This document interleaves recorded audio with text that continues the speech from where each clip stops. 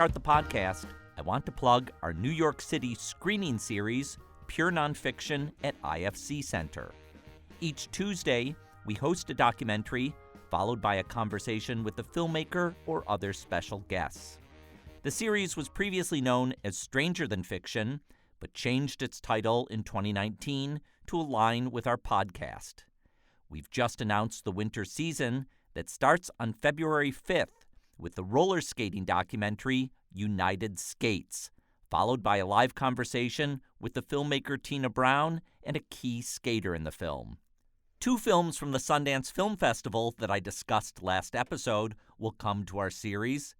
Alex Gibney will show a sneak preview of his new film, The Inventor, Out for Blood in Silicon Valley, about a billion-dollar tech company built on fraud. And Allison Clayman will be in person for her documentary, The Brink, about Steve Bannon. All this happens in February and March at Pure Nonfiction at New York's IFC Center. For tickets, season passes, or more information, go to purenonfiction.net. I hope to see you there.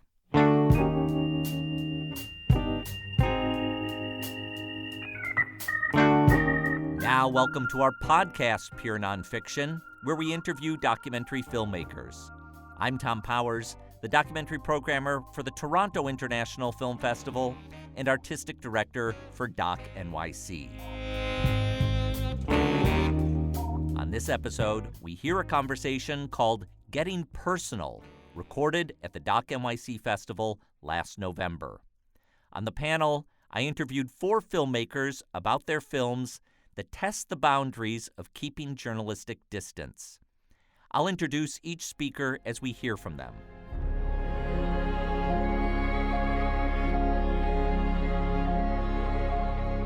The first film discussed is On Her Shoulders, about the activist Nadia Murad. She grew up in northern Iraq as part of the Yazidi community, a non-Muslim ethnic minority. She was 19 when ISIS took her hostage with over 6,000 other Yazidi women and subjected them to repeated rape. After 3 months, Nadia managed a rare escape. Now she campaigns to raise attention for Yazidis. She possesses a beauty and composure that make her a compelling subject for journalists.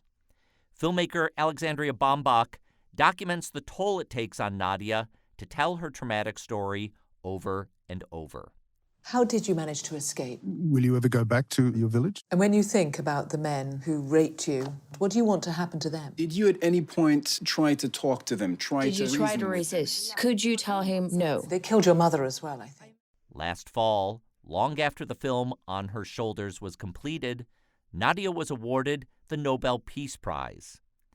I asked Alexandria how she met Nadia and embarked on this film.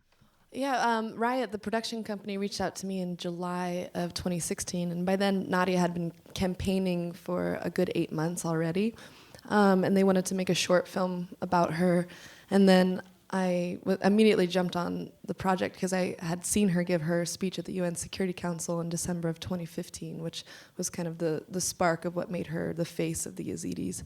And I was really interested in doing a story about how she has to repeat her story over and over again.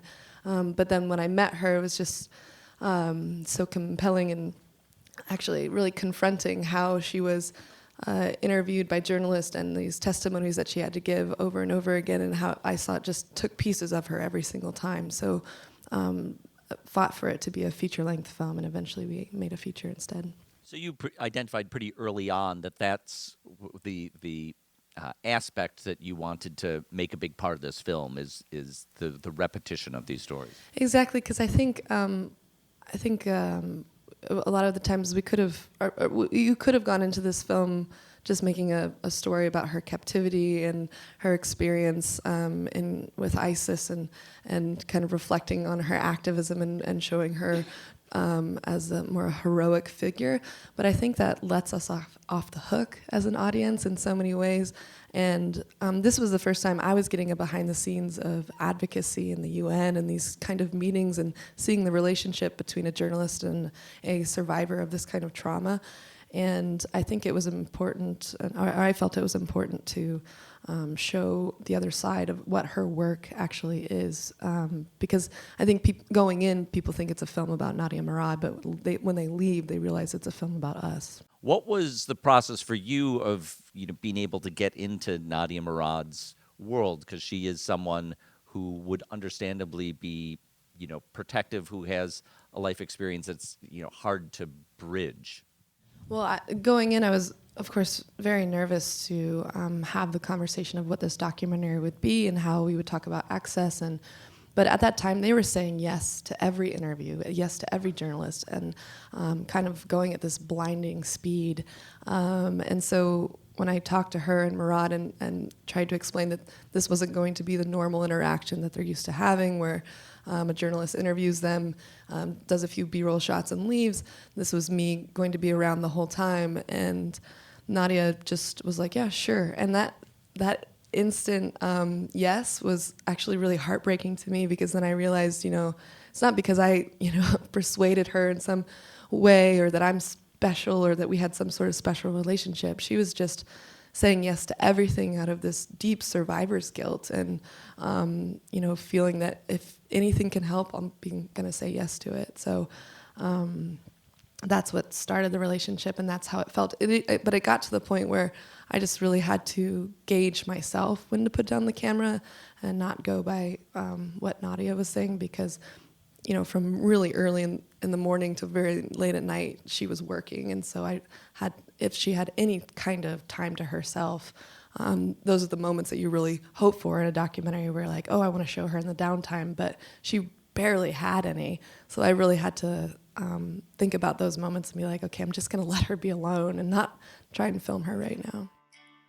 And your heart is with my heart, and my heart is with your heart. Carry your heart deep inside, wherever you are. Just shut my eyes, close to me. The second film discussed is The Sentence, about a Latina woman in Michigan named Cindy Shank, who is sentenced to 15 years in prison for being the girlfriend of a drug dealer. Cindy wasn't accused of criminal activity herself, so the sentence felt especially harsh. I didn't sell these drugs. I didn't buy these drugs. And I'm the girlfriend. How, you can't charge me with all these things. When Cindy was sentenced, her boyfriend had already been dead for 6 years. She had moved on, married someone new, and gave birth to 3 girls. But the federal judge was bound to mandatory minimum sentencing laws. Cindy's 15-year sentence meant that she would miss her daughter's childhood. This story couldn't be more personal for filmmaker Rudy Valdez, who is Cindy's brother. When Cindy went to prison, Rudy was pursuing a career in New York as an actor, but he refocused his time on filming her family in Michigan. He still gets choked up talking about her case. I asked Rudy when he realized that his home movies would become a documentary and how his family members reacted. And when you see the write-up on it, it usually says, Rudy took a decade to make this film, and that's completely true. But I always say it's something that had been really burning in me for much longer. Growing up, I always felt very disenfranchised, and I felt like I didn't have a voice, and I felt like my community was overlooked, and my family was overlooked, and all of these things. And I always kept wondering, what's going to change? Like, who's going to step up and give us a voice and amplify our voice? And fast forward to my sister getting 15 years for a first-time nonviolent offense, and looking around the courtroom and realizing nobody was going to do that, and that I had to fight. I didn't know at that point what that meant, but I knew I had to fight. And that day, the following day, I went to her house. She had been whisked away. We didn't know where she was, and there was a little handy cam sitting there, and I just started filming the girls, because the one thing I knew at that point I could do for my sister, while I figured out what was happening with her on the legal end, was I can document her children. I can let her watch them grow up in some way. I knew she would have pictures, and I knew that she would have phone calls, but I needed her to watch them live and run and play and laugh and cry and all of those things. Like, I don't know what it was, but I started doing that. And can I ask you a question about that? Yeah. Were you going to be able to show her the video while she was in prison, or you imagined that 15 years when she got out of prison, this would be... Yeah, I was never going to be able to show it to her. It was going to be the long game. I play the long game in so many things in life. And that this was this thing that I said, when she comes out, whenever that is, I want her to watch them grow up. And I was doing this for a while, and I was living in New York the entire time, so I'd fly back whenever I could to capture birthdays or moments or special things. And her oldest daughter, Autumn, was having her first dance recital. And I flew back, and I remember distinctively, like, the plane ticket was $320 to go back, and I had like $580 in my bank account. And I was like, I almost didn't go, which haunts me to this day, because this was the trip that I went back and I was filming Autumn Get Ready, and it's the first scene in the film. And my sister calls completely organically, completely unexpected. This call is from a federal prison. Hello? Well, not yet. Hold on. Are you there? Not yet. Okay. Here. Hello, Mom. Autumn? What? Are you dressed like a princess dancer? And she says this line to her oldest daughter. She says, "Do you know what Mommy's gonna do when you go to dance? I'm gonna lay down in my bed, I'm gonna close my eyes, and I'm gonna think about you."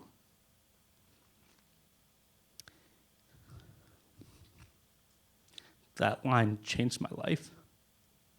It made me realize that I had an opportunity to tell a story that you don't normally get to see, about the children left behind, about the families left behind, about the true ramifications of these sentences, and I quit everything.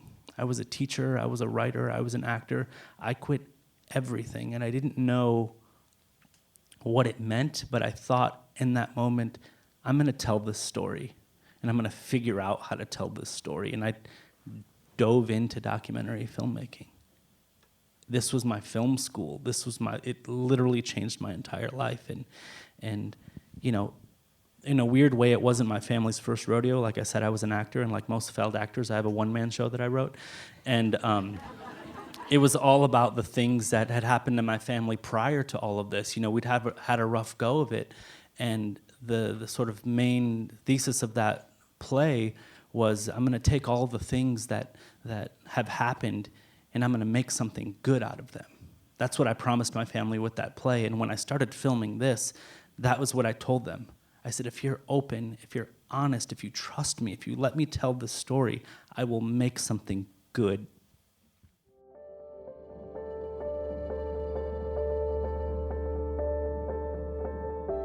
The third film is Minding the Gap, about skateboarders in their 20s.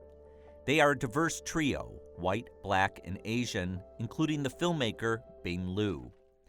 The three bond over troubled relationships with their fathers. Now, as they enter adulthood, they want to break the cycle of domestic abuse in their families. Here is Bing's friend, Zach, who becomes a father himself during the film. I've never been able to deal with myself because I'm so busy. I'm not even convincing other people. I'm convincing myself that I'm a good person, or I feel like the clown, almost, you know? You paint up your face and you put on your act for everybody. And you let that act become you. Bing Liu had been making skateboarding videos since he was a teenager. I asked him how that transitioned into Minding the Gap. I was like 23. I was living in Chicago, and I wanted my next side project to be this thing where I went around and interviewed skateboarders about the past and trauma and, you know, how we grow up into better men. And, you know, it was sort of this ensemble film that I leaned on connections I'd made over the years, you know, in the skate community. And then a year and a half in, I came back to Rockford, and that was actually the first time I met Kier. He knew who I was, you know, but he was 7 years younger. I didn't really know who he was. The young black man that we see in the trailer. Exactly. And then, so I started following him. He was just really magnetic, and he was really emotionally open, and the way that he talked about abuse and his relationship with his father was really unprocessed, and that was something very new. I think a lot of people dismissed abuse in the past. like the other character, Zach. But then quickly I found out that Zach was about to become a dad, so I started following him too. The fourth and final speaker is Elizabeth Chai Vassarelli. She made the film Free Solo with her husband, Jimmy Chin. They follow mountain climber Alex Honnold as he attempts to scale the 3,200-foot sheer granite cliff of El Capitan. He aims to do it alone, without ropes, a method known as free soloing, which means any mistake is likely fatal. Here's Alex Honnold in the film. So it's not like I'm just pushing and pushing and pushing until something terrible happens. I don't look at it like with that perspective. But maybe that's why it's dangerous for me. Maybe I'm too close to it and I can't tell that I'm speeding towards a cliff. The filmmakers Chai and Jimmy have deep knowledge of the risks involved. Their previous film, Meru, was about a life-threatening expedition that Jimmy was a part of. In both Meru and Free Solo, the films are more than just about mountain climbing. They are explorations of relationships. I asked Chai how Free Solo got started. So we began Free Solo right when we're finishing up Meru, and Alex and Jimmy have known each other for 10 years, at least 10 years, and Alex is 33 now, so Jimmy kind of watched him grow up through his 20s. They were together on Alex's first trip out of the country. It was on an expedition, and Alex is just like a fascinating character, and it was always the same story that interested us, which was that as a kid, he began climbing without ropes because it was scarier to speak to somebody else than it was to go out by himself, and hence without a partner who could belay him or support him.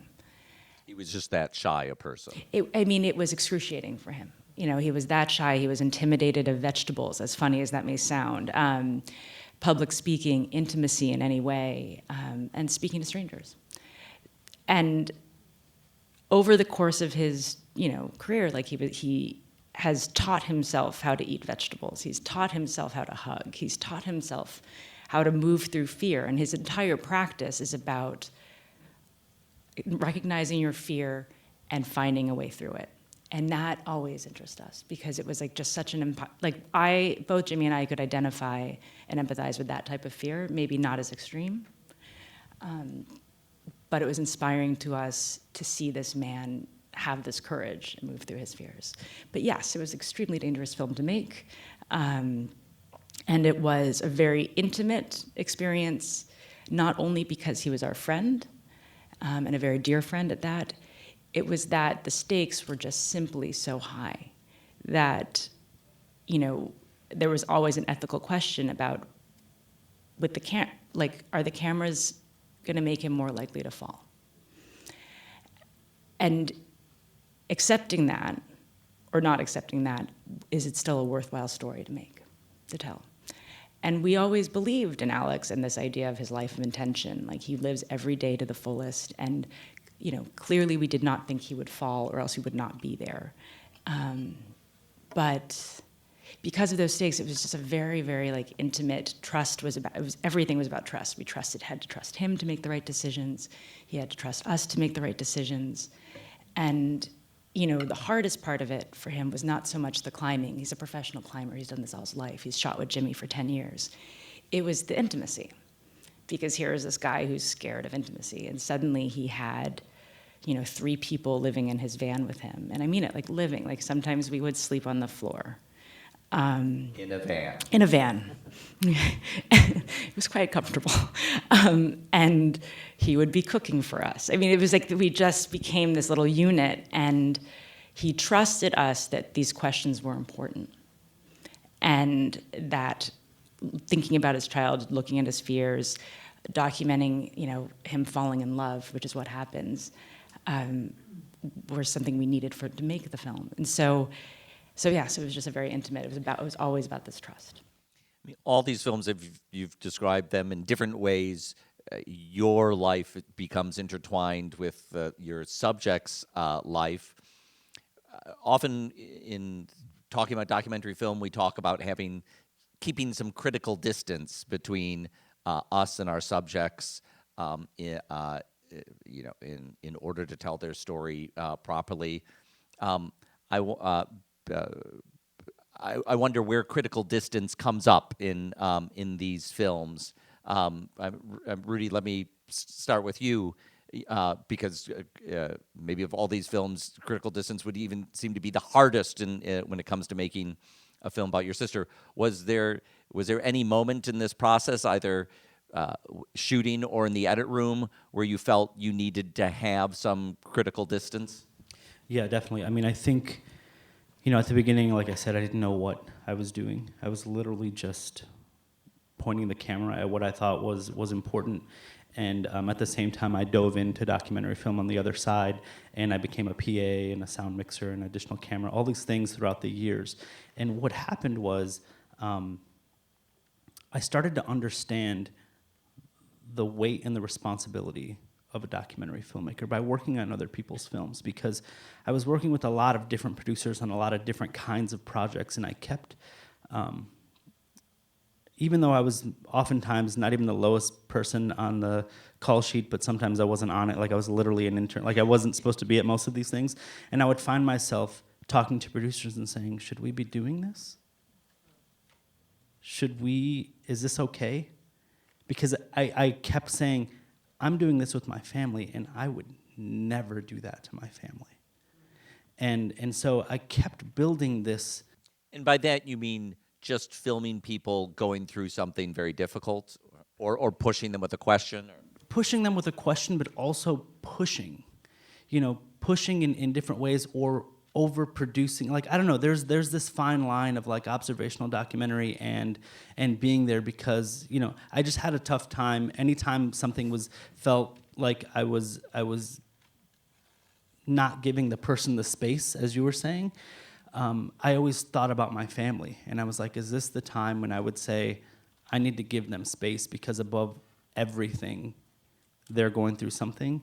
And I always go back to this. There were many, many occasions during the course of filming where I struggled with it. And the first time was when I'm filming my father, and he breaks down crying. And up until that point, I'd only seen him cry, I think, twice in my life. And I'm looking through this viewfinder, and my father is breaking down in front of me, and everything in my soul is saying, put down the camera. Go and hug your dad. Tell him it's going to be okay. Be a good son. And then something else started fighting in me. And it said, hold your shot. It said, you made a promise to them that if they're open and they're honest and they're vulnerable, that you will make something good and for the greater good. So my critical distance came through the lens. One of the things we talk about in criminal justice reform is touch, and they're trying to take that away, taking away touch visits and installing video cameras and all this stuff. My critical distance was that in order for me to tell this story, I had to have a barrier between me and my family for a decade. And I created a critical distance because I couldn't become wrapped up or involved in what was happening emotionally, because I would never have been able to make the film.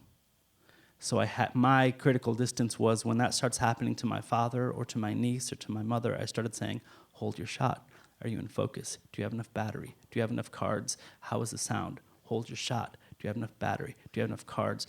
And I literally had to create this mantra in my head, or else you can see I'm a basket case. I'm an emotional basket case. I would not have been able to make this film. And then on the second level of that, I was an editor for many years, as I was learning this entire thing. When it came to cutting this film, I knew that I could not edit it. I knew that I already knew why I loved my sister, why I loved my dad, what brought me into this. I need somebody to create that connective tissue that makes the love for them, or the reason you want to watch their story more tangible. I needed somebody else to create that connective tissue, because I knew I would get to it too quickly. So I hired an amazing editor, Very Lieberman. I don't know if she's here. I don't think she is. But she's amazing, and she really let me take that step back and do the initial connecting. Alexandria, let me ask you about critical distance, because in a way we're watching a process of journalism sometimes in your films where journalists are meeting Nadia Murad, spending a half-hour interview with her, and asking her the deepest, hardest questions you could ever ask someone. and then saying goodbye after that half hour. You're spending more time with her and able to, make us be more sensitive to what that experience is of having to retell that story. How did you cope with this idea of critical distance with your subject? Well, it's first it's like taking all of my energy not to cry when Rudy talks. I was all sobbing here. Yeah, I'm just like really trying to focus on that. So, I think this is, we talk about critical distance to, try and tell the best story and have this relationship work out to tell the best story. But I mean, it's so painful to, at one point in the film, Nadia's about to get she's about to be named a Goodwill Ambassador to the UN. And she's the first survivor of human trafficking to be named so, and she's such a young woman.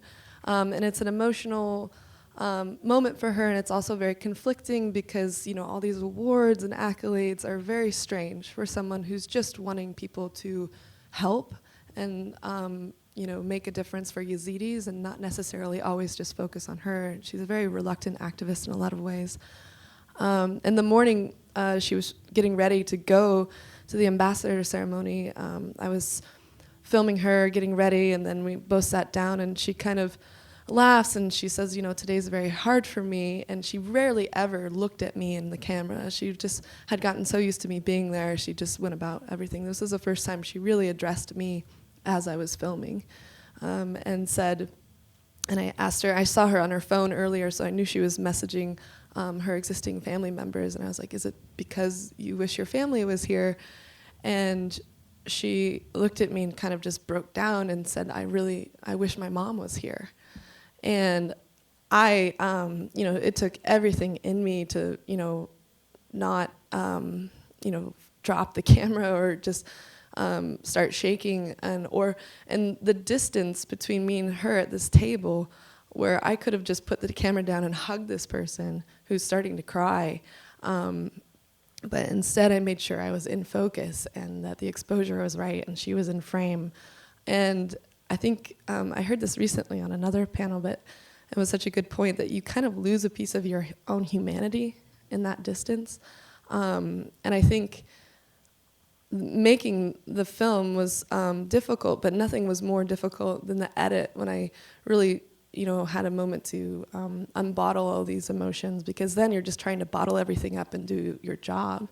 But it's a real,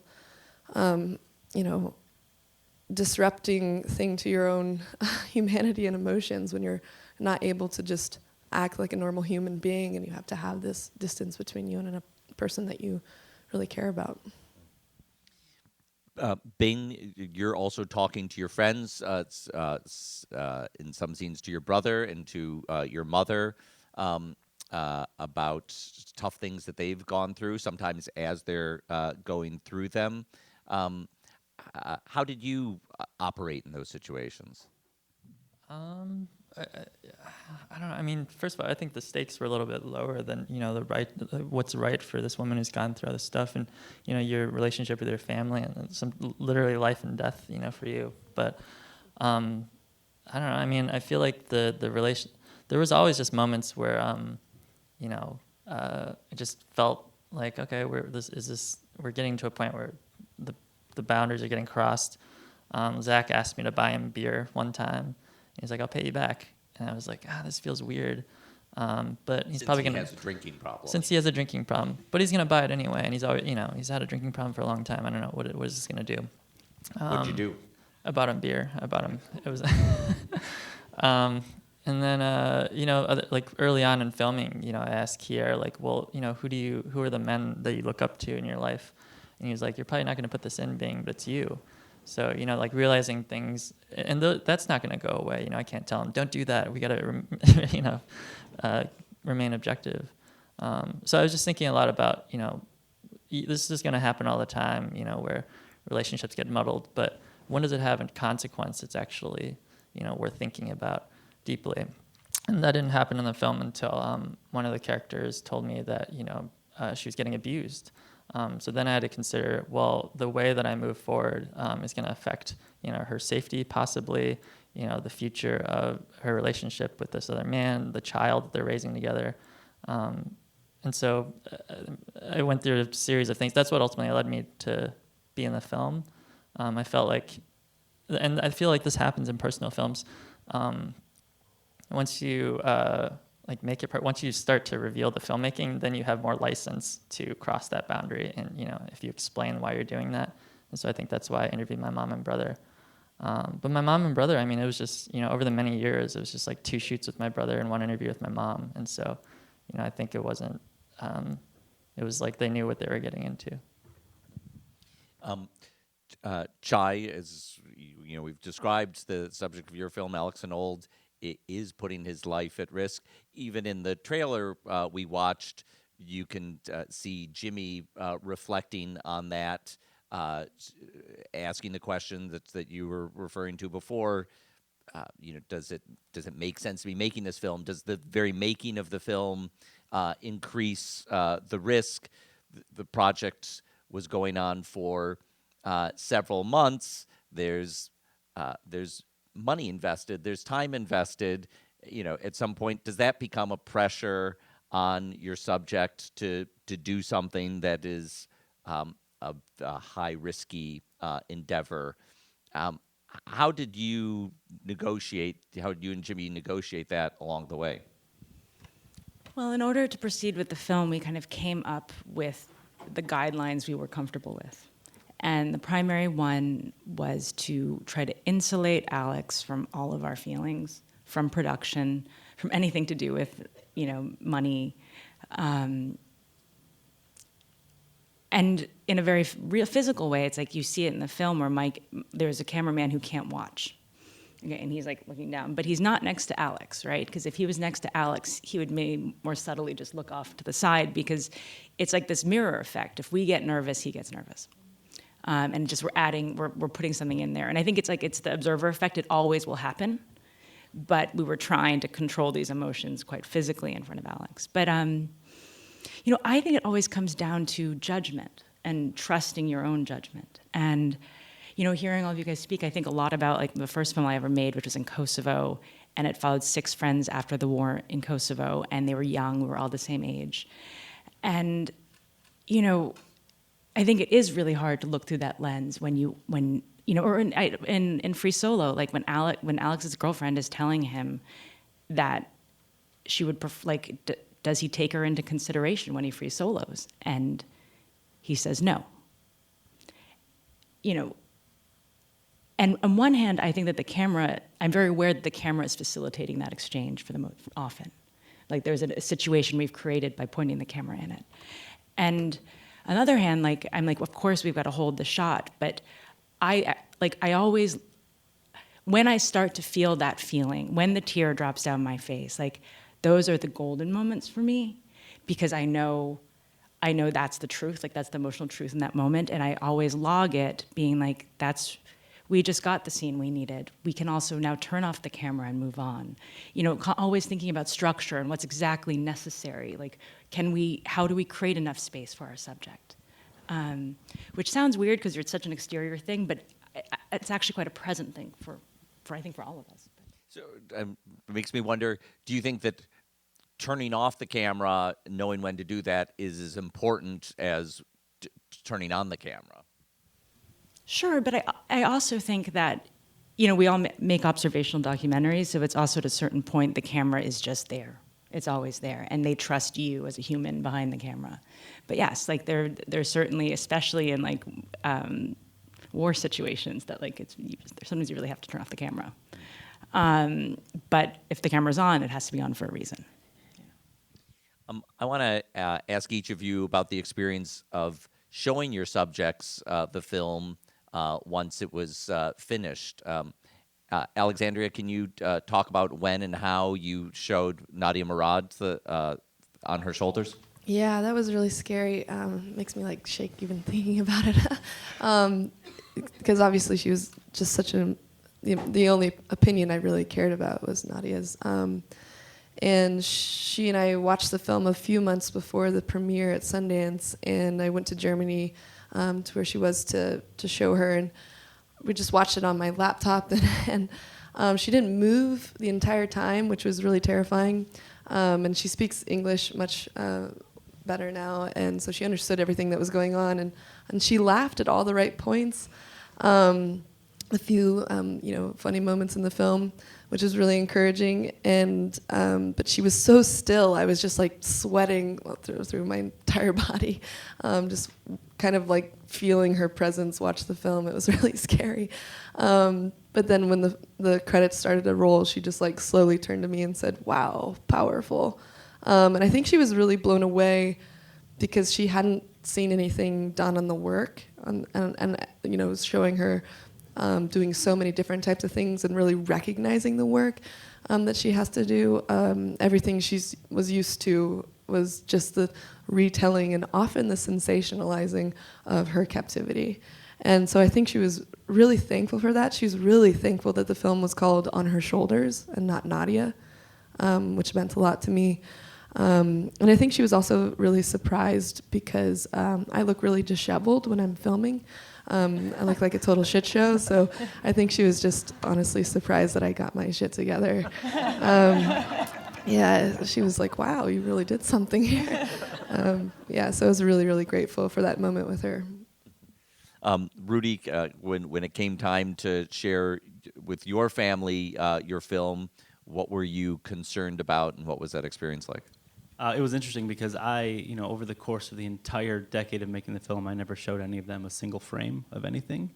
And we had already heard that we were in Sundance, and it was going to Sundance already. So I flew back. I remember it was right before Christmas. I flew back home, and I rented this little theater, and I brought just my family members there. And I literally sat in front of them, and I go, so I took maybe the worst decade of our life. I cut it down to a manageable 85 minutes, color corrected it, and put some beautiful score underneath it. Enjoy. And I sort of walked out of the room thinking, like, they're either going to really hate me or they're going to love me after this. But, they loved it because it was, I shouldn't say they loved it. They didn't know what it was. It was interesting for them to watch themselves on camera, and we never really talked about it for a while. I remember we had a great response at our premiere at Sundance, and I remember not looking at the audience and looking at them. They were up on the stage with me, and they were completely taken back by the fact that their little story, this little tiny story, is resonating with this giant crowd of people, and white people in Sundance. White people at Sundance, and but just and since then, it's become such a large part of the overall conversation of criminal justice reform and sentencing reform that I think they're just really proud that their little story is making a difference. So, Bing, you captured all these intense moments of your friends' lives, including abuse and substance abuse. What was it like for you to share the film with them? Yeah, I feel like Kier's journey was more about, like watching him process all this stuff. For Zach's journey, it definitely was, capturing his dark moments, as he was experiencing them. They knew a couple years beforehand that we're gonna, like, this day was gonna come. We're gonna show them the not so finished film so that they could, be ensured that they weren't gonna get misrepresented. And we gave them a choice. You could either like watch it by yourself, with me, with friends. Zach wanted to watch it just with me and him, so we put it on. It was the most it was probably him and Nina are probably the most nerve-wracking to show. And I honestly thought he might have turned and punched me in the face, like in the middle of the film. But he did, so I didn't look at him the whole time. I sort of felt like how you felt, just like sweating and nervous. Someone might punch you in the face. You should look at them. Yeah. I feel like a broken cheek is better than a broken nose, right? It's like the angle is. Okay. But he thought about it. He literally thought about it. I did. Being able to block a punch is better than either of those. But he, at the end of it, when the credits started rolling, he was crying. It was the second time I ever saw him cry. And he just said, that was really powerful. And we talked for a couple hours after that. He was surprised that I was in the film. And he told me he was really anxious because he thought he was going to get portrayed worse. So he's relieved when he saw it, actually. With Nina, she was, she wanted... Nina is Zach's girlfriend. Zach's girlfriend, yeah. So for that, we had Diane, the producer, and another producer, Maggie Bowman, who works with Cartempoin there, and we watched it with her. And she was like waterworks throughout. I think in hindsight, she had really compartmentalized the relationship and not really processed it, forgot about it. And in watching it again, she fell back in love with Zach, all the good parts of him and how great it was at first. And then she was heartbroken again. And so she, her process of really processing it came throughout this past year and coming out to screenings and hearing women come up to her and, really validating her experience. And then with Kier, it was me, him, and a mutual friend. We watched it in Denver. And every time he cried on screen, he cried in person. Every time he laughed on screen, he laughed in person. And he was sitting on the same couch. It was sort of like this ratty couch, and I could feel the rumble of both laughter and crying. And it was like this really weird experience. And my mom and brother, I sent them a link. I couldn't watch it with them. And they just told me they were proud of me, and my mom said she understood why I was making the film.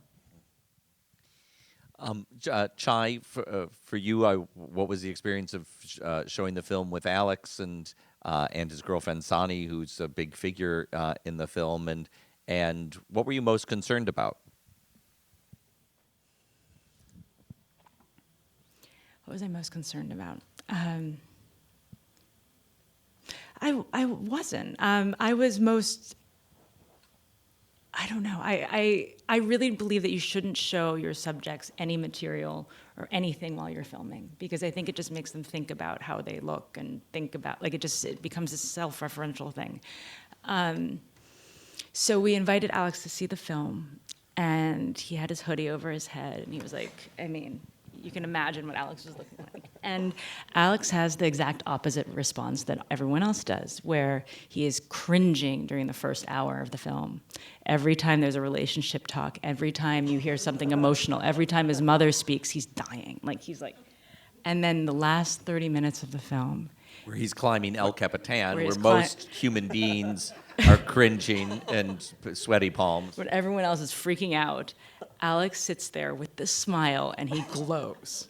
Okay. And so there were a lot of things. So that was his response. And I think he was really, I think he was very surprised, and he was kind of amazed at what had happened. And then, with Sani, I wanted to show it to her by herself. And Alex was very wisely decided to watch it with her, because I wasn't going to ask him to watch it with her. They have to figure that one out.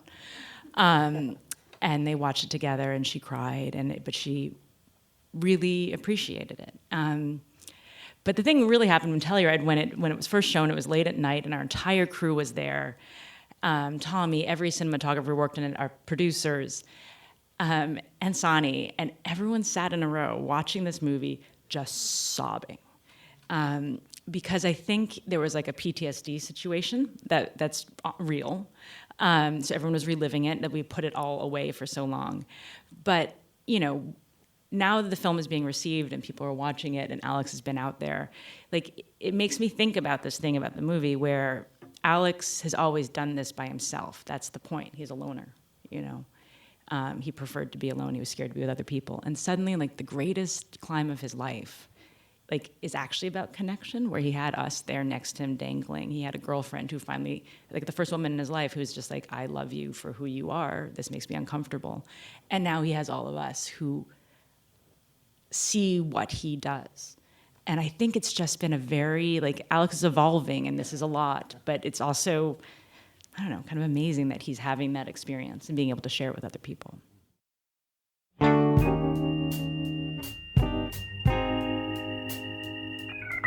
I want to thank our 4 filmmakers, Alexandria Bombach of On Her Shoulders, Rudy Valdez of The Sentence, Bing Liu of Minding the Gap, and Elizabeth Chai Vassarelli of Free Solo. I hope you have the chance to see all of their films. This conversation was recorded at Doc NYC Pro. Thanks to our team, series producer Hannah Nordenswan, and web designer Cross Strategy. Our theme music is composed by Andre Williams, and our executive producer is Rafaela Nehausen. Thanks to the School of Visual Arts and the MFA Social Documentary Program for use of their sound booth. I'm Tom Powers. You can follow me on Twitter at THOMPowers. Pure Nonfiction is distributed by the TIFF Podcast Network. You can read our show notes, learn about live events, and sign up for our newsletter at purenonfiction.net.